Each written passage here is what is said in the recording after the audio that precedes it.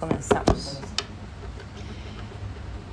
Bienvenidas, bienvenidos, bienvenides al quinto capítulo de Entre Pilpilenes, un programa de clandestino.blog. Mi nombre es Stephanie Carrasco y el día de hoy vamos a estar conversando con periodistas destacados de nuestra región sobre un tema muy atingente a lo que vamos a vivir el próximo domingo, las elecciones presidenciales y parlamentarias. El día de hoy vamos a conversar sobre cuál sería el perfil del parlamentario o parlamentaria que necesita nuestra región fronteriza de Arica y Parinacota, y vamos a estar conversando sobre descentralización, sobre la frontera, por supuesto, salud mental, discapacidad, medio ambiente, corrupción y probidad. El día de hoy nos acompaña Jimena Astudillo Arancibia, periodista de la Universidad de Chile y magíster en Comunicación Estratégica, Marketing y Negocios de la Universidad del Desarrollo.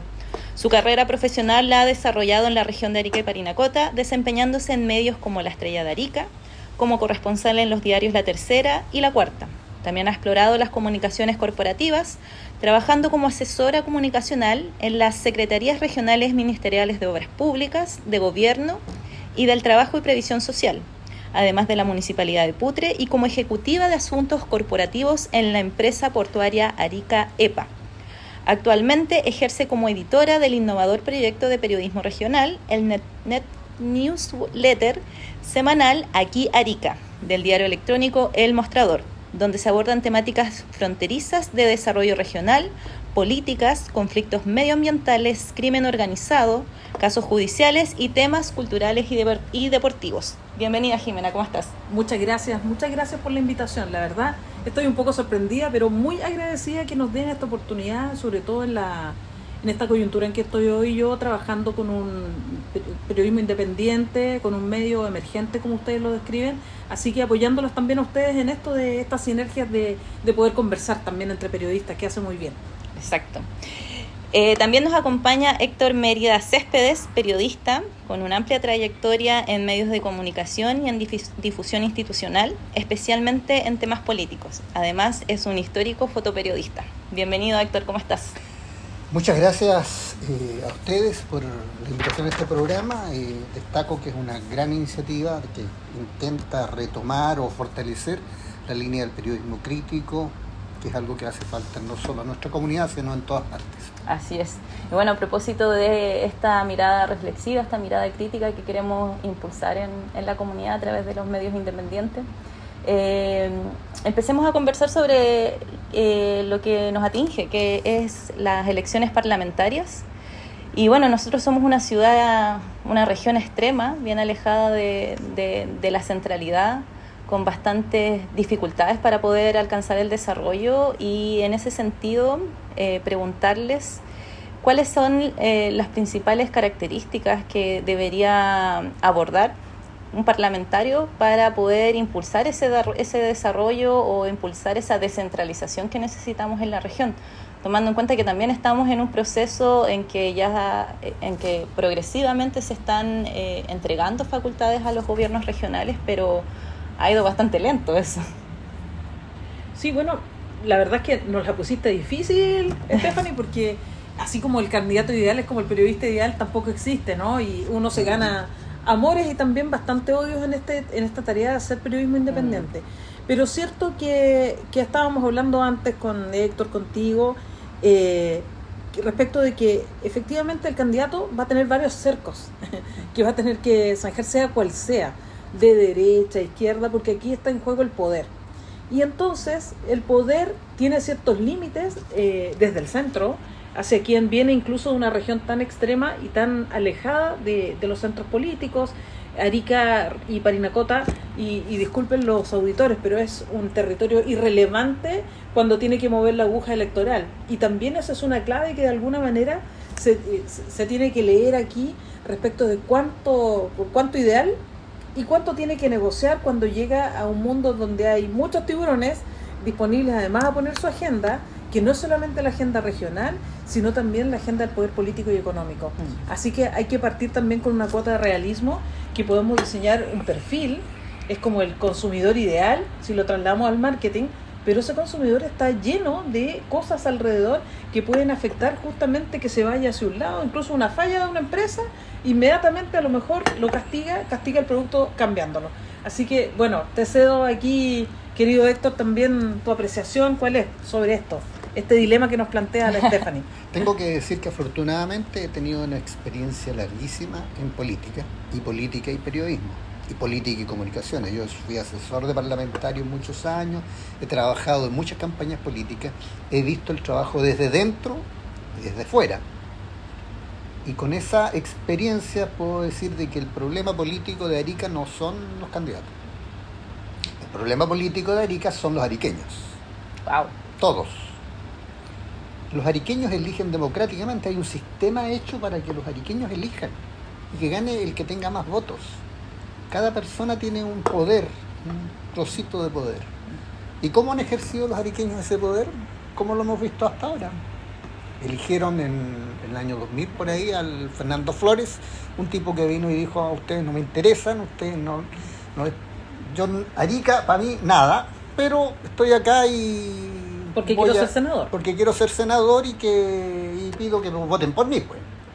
Y les puso un circo de verdad, no es que él fuera gracioso, nada, que puso un circo que recorría Arica, invitaban a la gente al circo para que votaran por él. ¿Y los ariqueños qué hicieron? Votaron por él. Pan y circo. Quedaron Real, muy bien pan y representados, circo. porque si el senador era payaso, los que votaron por él, ¿qué eran? Otros payasos más. Y así la vida. Hemos tenido aquí senadores que han sido condenados. La primera condena a un senador fue a un senador de esta zona. Orpi. Claro, Orpiz. Fue condenado y era representante de acá. Y en el caso más bullado, que es el financiamiento ilegal de la política, ¿ya? Claro. Por fin se destapa, digamos, la cantidad de coimas y negociaciones que todo el mundo sabía que se hacían, pero cuando la justicia y la fiscalía deciden transparentarlos, empiezan a abrir una y efectivamente empiezan a aparecer otras empresas, claro, que las más famosas de Chile, SQM, Corpesca, qué sé yo. Tiborax también. Claro, entonces la verdad es que lo que dice Héctor, sí, pues, tenemos como ejemplos, hemos sido ejemplos, muy malos ejemplos, y si hablamos también de la pauta que tenemos hoy día de corrupción, hemos sido, yo diría que un laboratorio y un ejemplo para el resto del país, en lo comunal, en lo parlamentario, en gobierno, en las empresas. Y nadie puede decir que es un ejemplo aislado. No. Fulvio Rossi Claro. no fue condenado, Con su autoatentado. fue investigado, pero lo que se llegó a constatar era que hubo negociaciones con SQM donde pedía plata para sus campañas, para los candidatos que él apoyaba, y él era senador por esta zona. ¿Ya? Etcétera, etcétera. Recuerdo una mañana también, yo llegué a Arica, estaba viviendo en Iquique, trabajaba en Iquique, Arica, y la PDI fue al municipio, no a saludar, sino que se llevó a todos. Casi se lleva al gato, se llevó al alcalde, todos los concejales, todos presos, por un caso que terminó en condenas. Sí. Cohecho, fraude al fisco. Y todos esos eran de el arco ideológico completo. Claro. Y todos ellos, señores de Arica, señoras de Arica, elegidos por ariqueños, apoyados por ariqueños, porque incluso después de que se comprobaron cosas, seguían apoyándolos. Entonces, ¿dónde está el problema de cómo estar representados bien en la política, representados bien en las instituciones, mediante elecciones? Es de los que postulan, es de los electores. Entonces la primera llamada de atención que yo diría es eso. ¿No podría ser un botín también, Arica, tomando en cuenta que en los principales debates que se han televisado, presidenciales, incluso uno de los principales temas, además de la seguridad, ha sido la frontera, el cuidado de la frontera? ¿Cómo debería ser representado nuestra región en el Parlamento, tomando en cuenta toda la migración, el narcotráfico, el contrabando que se vive en nuestra región, para poder resguardar finalmente la seguridad y la estabilidad de nuestro territorio? Yo creo que el problema en el que estamos enfrentados hoy sobre la seguridad es que nos estamos mirando el ombligo, ¿ya? Yo creo que el problema, mientras no se entienda globalmente y no se entienda que hay un régimen que hoy día también está causando problemas al resto de los vecinos, y no esos países no se organicen a fin de que se pueda, y no tiene que ver con sacar a Maduro con Estados Unidos y entrando a un país, no tiene que ver con eso, tiene que ver también con lo que ha hecho a veces Chile bastante bien respecto de llamar a los países a dialogar y ver una fórmula, porque esto no va a terminar, Stephanie, ¿ya? Yo creo que todavía no estamos viendo, y de hecho Santiago todavía no ve, y lo dijo Mario Carrera, el fiscal de acá, dijo, yo creo que les queda, el año pasado nos dijo eso, y este año, cuando ocurren las condenas de los gallegos, nos dice, yo creo que a Santiago le queda mucho por padecer, porque él, con la visión que tuvo el 2022, y cuando se equivocó y dijo, cuando capturó la primera oleada de los gallegos, dijo, aquí se terminó, ya, y se equivocó, y él lo sabe, y vino una segunda, una tercera, le queda mucho por padecer. Entonces yo creo que nos queda incompleto el cuadro, porque no es solamente el Parlamento el que tiene, mira, se han rigidizado leyes, se le dio facultad a los militares, el presidente Boric está dispuesto ahora que no pasar por el Congreso y que esto sea automático, pero aún así el problema, yo diría, y tenemos ministros que dicen que esto ya se regularizó. Y yo creo que lo peor que puedes hacer hoy, en el estado en que estamos, es normalizarlo y decir que ahora nos quedamos con esto, que ahora nos vamos a tener que acostumbrar a esta nueva realidad donde anda gente con pistolas matando a diestra y siniestra, con balaceras enormes. Yo creo que el problema todavía no hay una comprensión real de lo que pasa y de lo que puede pasar en los próximos 5 años. Entonces no va a bastar, vas a rigidizar, es como la Araucanía, lo mismo. O sea, ¿qué se ha hecho? Le metieron más Fuerzas Armadas y todavía el problema está sin resolver. Bueno, yo diría lo siguiente. Los problemas humanos y de las comunidades humanas, como Arica, no son sencillos. ¿Ya? Son muy complicados. Y el que dice que es sencillo simplemente está mintiendo, está instrumentalizando, está buscando el voto fácil. Y el voto fácil existe y es numeroso. La gente quiere soluciones fáciles, bala. Hoy día hubo un incidente, ¿eh? Alguien atacó a otro con un cuchillo y le dieron bala, lo mataron. Y hay mucha gente que dice, oye, pero ¿por qué? Si era un funcionario, resulta que era un funcionario, era una persona que no era un delincuente. Pero ahí está la mano dura, esa es la solución fácil. Eso puede pasar si damos paso a los sistemas sencillos. La gente tiene que entender que la política tenemos que hacerla entre todos, ¿ya? Que tenemos que ejercer, elegir bien y nosotros mismos proponer y participar. Elegir a un parlamentario y participar, pedirle cuentas, ¿no es cierto? Ir a las reuniones de la Junta de Vecinos, ir a las reuniones de los centros de padres, participar, decir eso. Si no, no se soluciona. Yo veo con especial interés las iniciativas de la Junta de Vecinos de la Juan Noé. Ellos tempranamente se organizaron por el tema de seguridad. Y tienen un sistema que se avisan, etcétera. Eso tiene que hacer la gente. Si no hay soluciones fáciles, porque cuando uno dice solución fácil, ya que le corran balazo, hoy día le corrieron balazo y murió un ariqueño o un funcionario que no debía haber muerto, por ejemplo. En ese sentido es muy triste, porque finalmente esta persona que fue abatida, que falleció, era una persona con problemas de salud mental, y es un tema que todavía está muy al debe en nuestro país, y yo creo que todo se entrecruza, porque finalmente el estrés que se vive el día a día finalmente no nos permite organizarnos también. En ese sentido, ¿qué tipo de representación se debería llevar a las leyes para mejorar la salud mental en nuestro país? Yo vuelvo a insistirte que hay un... Está bien, yo creo que Chile tiene un problema, que cree que las soluciones vienen desde las leyes, ¿ya? Uh-huh. Y coincido con Héctor de que hay poco diálogo entre nosotros mismos, hay poca disposición a escuchar. Más bien yo voy al político a escucharlo, lo que yo quiero escuchar, pero verdaderamente no le escucho lo que me está diciendo, y el político también. Entonces hemos perdido la capacidad de sentarnos a conversar respecto de temas, sino que voy a matarte o convencerte, ¿ya? Que mi idea es genial y que en definitiva no hay nada mejor en el mundo que lo que yo te voy a decir, ¿ya? El punto es que hemos llegado a una situación en que no nos escuchamos, y el tema de la salud mental, yo diría que primero tiene una situación súper compleja, porque si bien se han disminuido las horas de trabajo, no así en el sector público aún, Hay una cuestión también con las jefaturas, hay problemas hoy día de que con las mutuales también, que minimizan porque si no sube la prima, entonces cuando uno va con un problema de salud mental, y aplican un protocolo que finalmente retarda o dilata el reconocimiento de esa enfermedad, porque si no eso significa pagar más. Y también yo diría que las jefaturas no están hoy día preparadas para pesquisar o para tener de alguna manera que enfrentar una situación como esta, porque este señor que muere hoy tenía un diagnóstico ya severo de salud mental, deteriorada, muy deteriorada.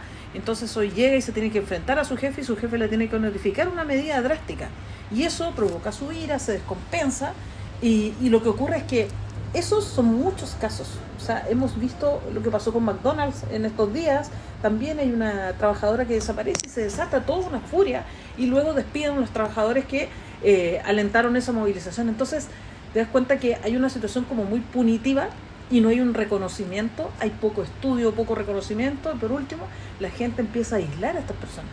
Está desde el colegio, el bullying, hay una serie de problemas que hoy no tienen que ver con los adultos nomás, tienen que ver con los niños, la salud, cómo la tratamos la salud mental de nuestros hijos, de nuestros niños. En la infancia. Seguimos tratando de buscar soluciones fáciles a problemas difíciles en el tema de la salud mental y en otros. Yo lo que creo que la gente tiene que tomar en cuenta en Arica, que tiene poder y que ese poder tiene que ejercerlo, si no todo va a andar mal. Ejercerlo, ya lo dije, participando en la junta de vecinos, en los centros de padres, en la calle. ¿Cómo el ariqueño piensa que no vamos a tener políticos corruptos si el ariqueño dice, oye, vamos a Tacna y traigo escondida no sé qué cosita, o hago un negocito por ahí, pero ¿cómo si no es nada? Si voy a comprar y no pido la boleta y por lo tanto evado el IVA, oye, sin IVA, tanto sin IVA paga tonta, listo. Eso es corrupción, pequeñita, pero eso llévalo a las grandes ligas, a un parlamentario que le dicen, mire usted si quiere hacer, ya, si hago la campaña, pero le paso sin IVA y le paso, en fin. Entonces, primero, hay que saber o tomar conciencia de que uno es político, que tiene que ejercer la política y que la política no es sencilla, es complicada y que todos tenemos culpa de eso y responsabilidad. Y después hacer un diagnóstico de quién realmente somos. Hay algo que Jimena tocó que es súper importante. Los ariqueños somos como el 1,3% de los que votan en Chile. En Arica votan como 180.000. 195.000 el último. 195.000. Y en Chile votan 1.600.000 más o menos. Somos nada. O sea, cuando en Chile digan, tenemos un problema, oye, pero Arica tiene un problema grave, ¿dónde queda Arica? Y además tienen buen clima, deben andar en la playa, que se vayan a la playa. Duermen siesta también. Un ejemplo claro. Hace un año, o más de un año, se cortó la ruta de Iquique. En Arica, o sea, en Santiago dijimos, oye, está aislada la ciudad, lleva un año, cumplió casi un año. Está aislada una ciudad completa, no tiene otro camino, no da, ni siquiera hay aviones, nada. No fue problema para Chile, porque no somos casi nada. Entonces, ese es un punto, y ahí, Jimena, me gustaría saber tu parecer. Ese es un punto importante que el ariqueño tiene que tomar conciencia. Arica es casi nada frente al resto del país. Primero, somos muy pocos. Segundo, quedamos muy lejos, al extremo norte. Muchos no creen que sea Chile incluso. Estamos muy aislados, la ciudad más cercana queda a 350 kilómetros de desierto, donde no hay nada entre medio. ¿Ya? Además tenemos fama de tener un clima súper bueno y que es como los hawaianos acá. Los Arica están todos ahí en la playa. Entonces no somos nada. ¿Cómo hacemos para hacer algo? Yo creo que por ahí va el tema. La pregunta. ¿Cómo hacemos para hacer algo? Como para que un parlamentario nuestro diga, yo vengo en nombre de Arica y diga, cuidado que los de Arica. Cuando alguien va de aquí para allá y dice, yo soy de Arica y lo hacen a un lado, ¿no es cierto? Y el parlamentario de Santiago, que representa a la comuna de San Miguel, ese es el importante. Bueno, son muchos temas que nos llevan a lo mismo, porque finalmente son cambios estructurales, más culturales, que tienen que ver con este reconocimiento de nuestro poder como ciudadanos. En ese sentido, ¿de qué manera se puede empoderar a la gente para que reconozca ese poder y que eso no significa solamente ir a votar, sino que participar, reclamar, cuando algo no está funcionando, parar las cosas y hacer que funcionen. Mira, la historia de Arica tiene algunos estallidos sociales donde ha logrado ciertas atenciones del centralismo, ¿ya? Y Héctor me acompañará ahí. Una de las épocas difíciles de Arica fue en los 90, donde se hicieron 2 paros, ¿ya? Y eso es como la antesala de lo que significó después regionalizar y decir escindirnos de Tarapacá, ¿ya? Había una situación deprimida, se había creado una zona franca en Tacna, los peruanos se fueron, ya no compraban en el centro por docenas o por mucho más, venían a comprar mucho, y eso se termina, y había una serie de reportajes que se venían a hacer a Arica de los medios nacionales porque las galerías estaban vacías. Eso que vemos un poquito todavía en el centro, unas galerías grandes que existieron en su momento, estaban sin clientes y había una situación que llegó al 15-16% del desempleo, ¿ya? En esa época yo arribo a Arica el año 96, pero ya habían hecho 2 paros grandes, generales. Y hubo ensayo y error. A Héctor le tocó porque él estaba asesorando a parlamentarios en ese tiempo y se impulsaron cosas. Las 48 medidas, después no sé qué, y así, la comisión Proyecto Arica. De alguna manera ha logrado colocarse. Yo creo que cuando también se elevaron banderas negras aquí, pidiendo atención, es lo que te dice Héctor. Cuando la comunidad de alguna manera cristaliza en una unión con temas, por ejemplo, hoy, si uno fuera una estratega diría, bueno, desde Kaiser, Kast han dicho que esto tiene que ser una joya, ¿no? Hasta Meo lo dijo. Entonces, si la joya levanta de nuevo banderas negras y dice que quiere ser del Perú y Bolivia, créeme que de alguna manera esto va a volver a una tensión, y hay que aprovechar probablemente estratégicamente ese discurso nacionalista, ¿no? Porque en la campaña anterior no nos miraron mucho.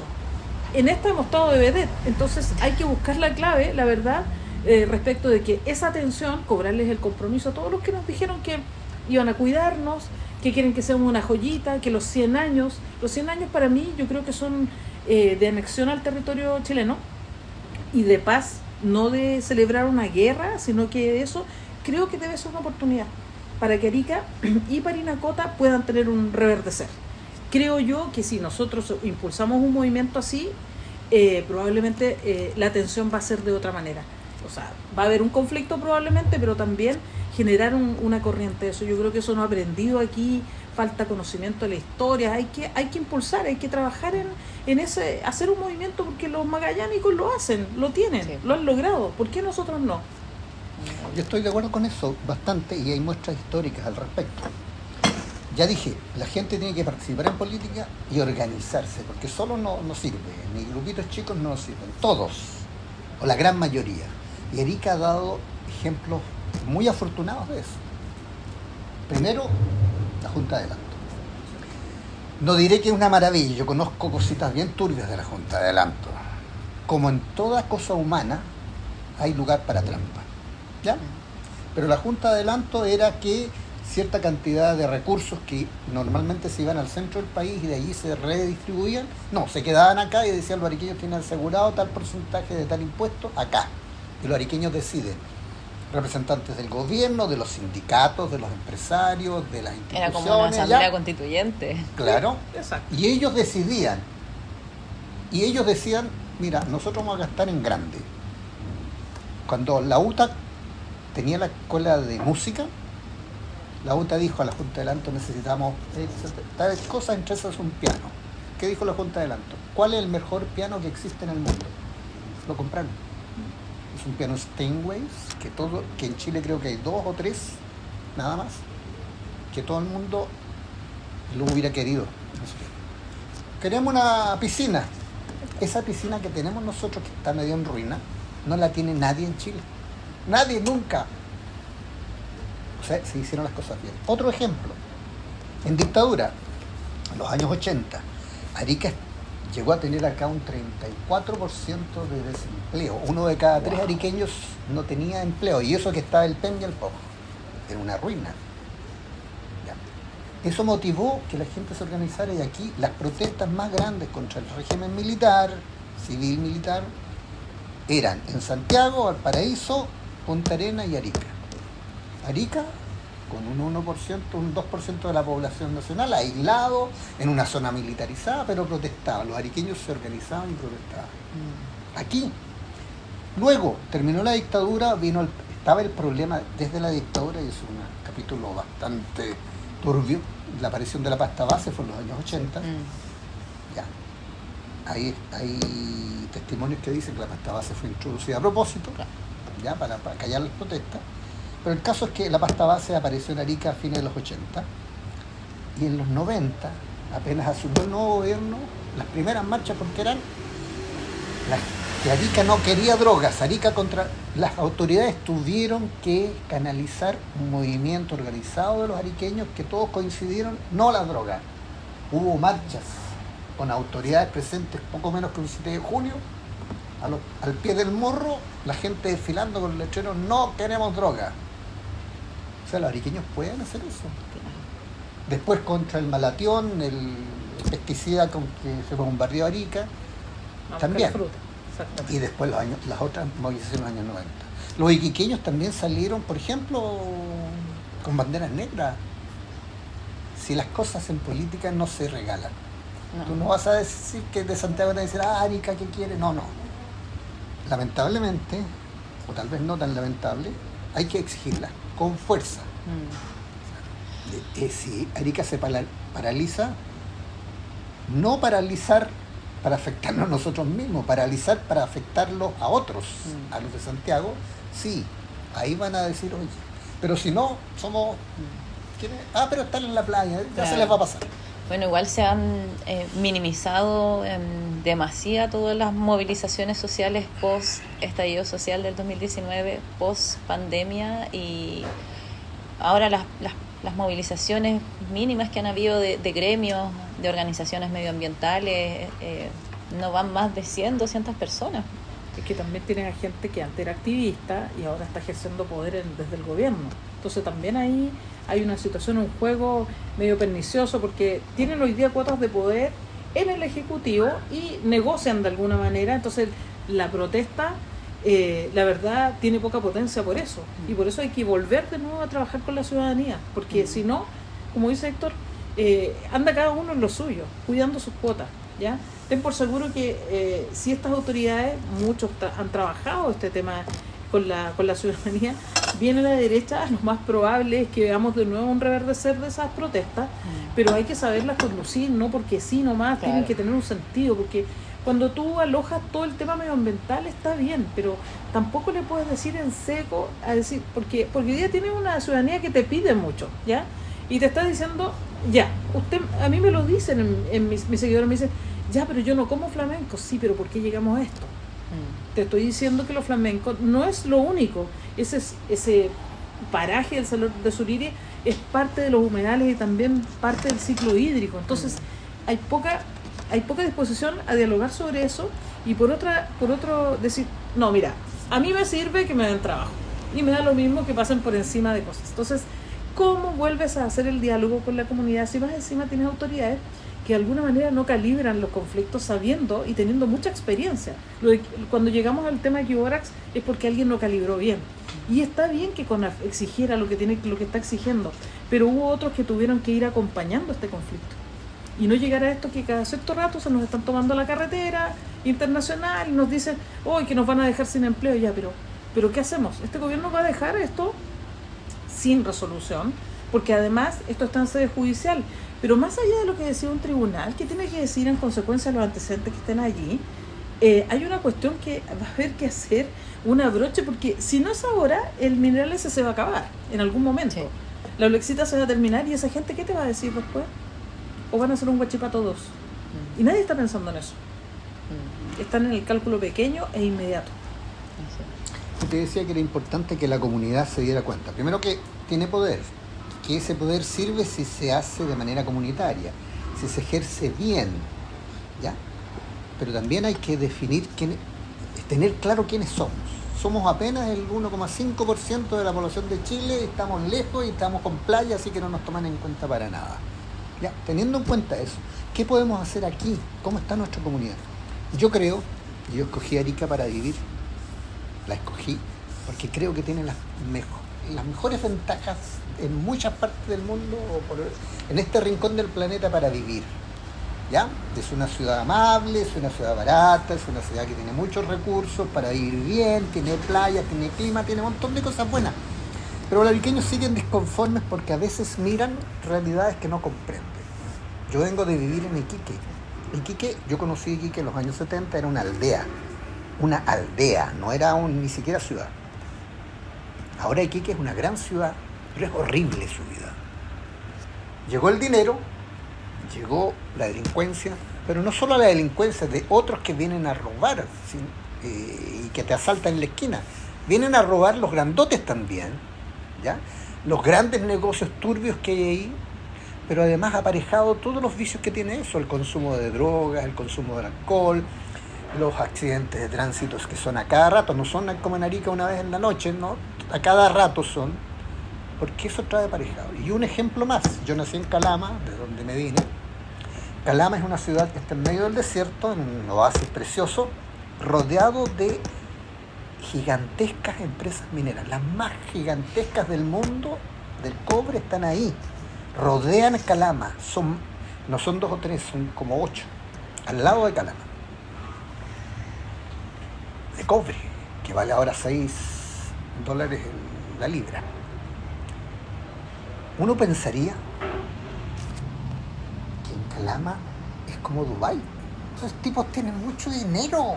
Pero no sale es así. mucho dinero, hay mucho empleo, mucho minero que gana plata. Sale, pero no.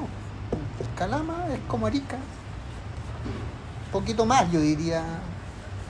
Tiene algunos sectores más extensos que Arica, como acomodados, que son trabajadores mineros. Pero la ciudad antigua, hay pobreza igual que acá. ¿Por qué? Porque no es la solución el desarrollo minero por sí. Entonces mucha gente dice, no, queremos minería porque en Arica queremos progresar. Cuando venga la minería, le va a dar trabajo a un puñadito de ariqueños, claro. El resto va a venir de fuera porque son especializados y van a dejar el hoyo, van a dejar la contaminación y no les va a importar. Y no va a quedar agua. Y aquí va a haber ciertamente, puede haber ¿cómo se llama? Un auge de dinero, pero va a pasar que hay dinero, van a venir aquí los que roban y esto va a ser un infierno. ¿Queremos eso? Hay que darle una vuelta. Claro. Bueno, sobre el tema de las votaciones que vamos a tener ahora en unos 3-4 días más, es importante como que sea universal, ¿cierto? Pero siempre hay quienes no llegan o les cuesta esta votación. Nosotros tenemos en nuestra ciudad un gran porcentaje de personas en situación de calle. Ellos finalmente no votan, nadie los toma en cuenta. ¿Cómo se llega a esas personas finalmente? Porque es un tema que nos atinge a nosotros. Hay un tema de seguridad en la situación. También lo mencionó de alguna forma Héctor, pero finalmente no son las personas que votan y al final es como lo que decían, pues son tan poquitos que no...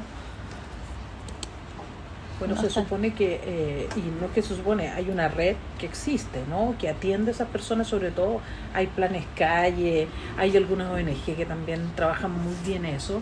Yo creo que sí hay que hacerlo. Deberíamos verlo más vistoso, porque ya el voto en braille, el asistido, que llegan, qué sé yo creo que a lo mejor hay que dar un paso más allá, pero también hay que dar un paso, Stephanie, en lo que hicimos como el mostrador. Nosotros nos hicimos cargo de un caso, que es un caso emblemático que dio pie justamente a una reforma. Había una señorita postrada de 23 años, hija de Jimena Testa, una madre cuidadora, y esa chica fue sancionada por el juzgado de policía local por no haber ido a votar y está postrada. Qué tremendo. ¿Ya? Nosotros visibilizamos el caso, se hicieron los medios este año, otros medios cargo, y el magistrado cuando vio eso anuló la sanción, pero esto tiene que ser como 1 a 1. Entonces Jimena, su madre, empezó una campaña, pero ella venía con la campaña desde antes y llegó hasta el Parlamento. Ahí está el ejemplo, ¿ves? Se organizó, llamó, tenía gente en varios lugares de Chile que estaban en la misma situación que ella y lograron una reforma. Nosotros la difundimos, pero más allá del... Mira, fue noticia el castigo a los que no van a votar porque estuvo en discusión la multa, pero lo más relevante de esa reforma de este año, más que la multa, fue establecer que los postrados estaban liberados y no iban a ser multados. ¿Ya? Casos como ella. Eran 5 UTM, es una mamá que no tiene los recursos, que está esperando una pensión de gracia, que tampoco se la dieron. Entonces, ese tipo de cruzadas yo creo que también son importantes visibilizarlas aquí. ¿Cuántos postrados hay? Y que vamos a ver, ojalá que no haya nuevo error de que los sancionen y que sus cuidadores tengan que hacer todas estas gestiones que tuvo que hacer Jimena para anular esa sanción, impulsar, porque es un dolor que llevan, tiene que dejarla sola. Y claro, en algún momento hay que mudarla, hay que darle los medicamentos, entonces, y tiene que perderse un día, 2 días, no sé cuántos días en las gestiones para que la multa no continúe. Así que eso humildemente un poco es mi contribución. Respecto, yo creo que el programa Calle debería hacerse cargo, incentivarlo, ese día bonito, quizá peinarlo, llevarlo, así como la camioneta del Padre Hurtado, empezar a recogerlos tempranitos, pero no sin antes también instruirlos un poco, claro, porque es algo, un proceso. Claro, un proceso. Bueno, yo creo que ese ejemplo puede tomar la comunidad ariqueña. Sí. Estamos aislados, somos poquitos, nos menosprecian. ¿Qué podemos hacer para que nos tomen en cuenta? Organizarnos. Hay otras ciudades, hay otras provincias y regiones también menospreciadas en el resto del país. Y nosotros tenemos cosas importantes, Arica, por ser frontera, ya, por tener el Valle de Azapa, por tener los parques que tenemos. Tenemos cosas, elementos que podemos hacer pesar, pero tenemos que saber jugar el juego de la política. Y nuestros representantes, los que elijamos, tienen que, aparte de conocer, ¿no es cierto?, saber leer y escribir, tienen que saber jugar el juego de la política. Pero no pueden hacerlo solos. Primero, porque si los dejamos solos, los van a ver ahí aislados y no van a darle importancia. Porque si los dejamos solos, pueden torcerse y sin que nos demos cuenta ser negociados a costa nuestra. ¿Ya? Recién mencionábamos el ejemplo, o sea, en el Parlamento le dicen, ya, te vamos a apoyar la ley de Arica, pero apóyame esta otra. Pero esa ley no puede ser, no, pero una por una. ¿Qué hace el parlamentario? Si nadie lo vigila, hace sus negocios, para él incluso. Pero el ariqueño tiene que estar participando. Ya dije que hubo ejemplos encomiosos con la Junta de Adelanto, con las movilizaciones en dictadura en los años 80, con las movilizaciones en los años 90, con la protesta hasta contra las drogas. Yo creo que eso era la protesta contra la droga inédita en Chile. Una comunidad entera protestaba. Pero es el ariqueño que, como tomó conciencia de sí, se organizó y ya dijo, yo tengo que hacerme escuchar. Podemos hacernos escuchar, eso hay que trabajar. Y cuando voten, piensen en quién puede liderar ese tipo de acción, porque el que dice, no, yo lo voy a representar y nada más, y yo quiero la ley tanto y tal, no, eso no es suficiente. Tiene que ser alguien que nos tome en cuenta. Sí. Bueno, ya estamos llegando al final de este programa. Para ir cerrando, quisiéramos pedirles una reflexión final sobre todo esto que hemos conversado, sobre esta reflexión sobre finalmente lo que significa el poder ciudadano, de lo que es ir a votar, de lo que es elegir a alguien que nos represente finalmente, que como ya se ha dicho acá es como difícil encontrar a alguien ideal, porque involucra muchos aspectos que tienen que ver con lo comunitario, con lo colectivo, con las alianzas que finalmente se generan en el Parlamento. Jimena, ¿cuál sería la reflexión en torno a una sugerencia, a un consejo que se le puede dar a la ciudadanía que este domingo va a ir a votar? Voy a repetir un poco el mismo consejo que he dado en mis redes. Yo creo que lo que falta, primero, porque información hay, y hay mucha, y hay sobreabundancia. Creo lo mismo que Héctor, que alguien tiene que encarnar la defensa de Arica. Ya estamos carentes de líderes, y eso no tiene que ver con edad o no, si el parlamentario se repite o no.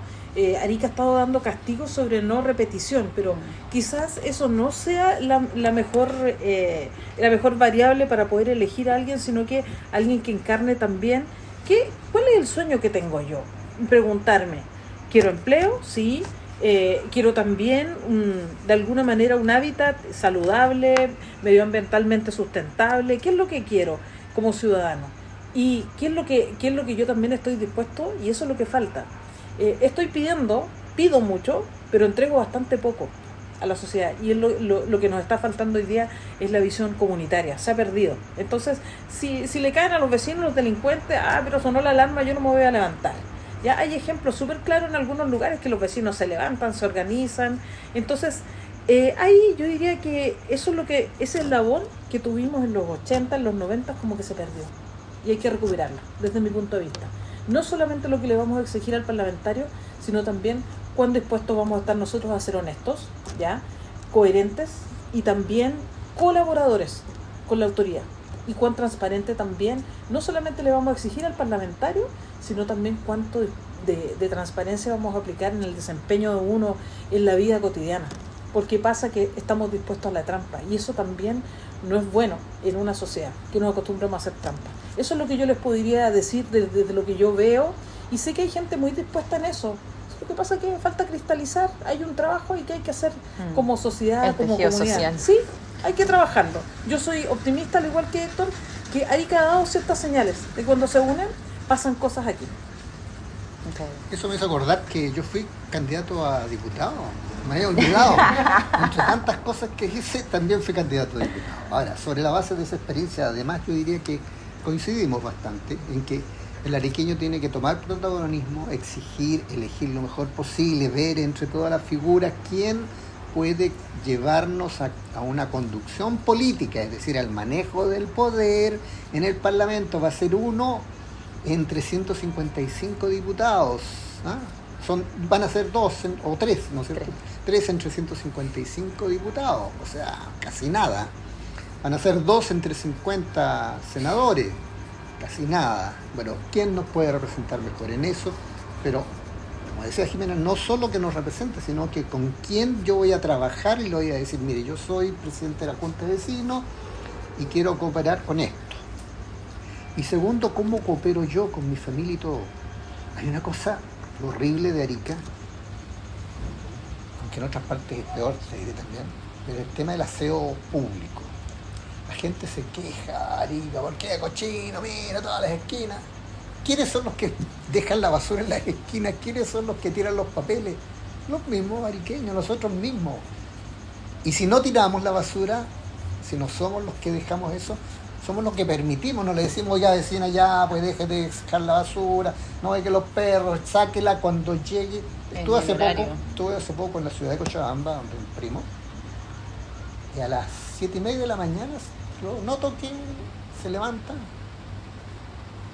y suena una campanita y era el camión de la basura que pasaba y él a esa hora escuchó la campanita, llevó y puso la basura y esperó que se la llevara. Y no solo él, todos los vecinos. Todos los vecinos. Los ariqueños estamos dispuestos a hacer eso, lo hacemos. Arica es cochina en ese sentido de las basuras en las calles, porque los ariqueños somos así. Y si nos quejamos, tenemos que decir, no, mire, yo tengo que cambiar. Eso tenemos que hacer, ese es el desafío político de Arica.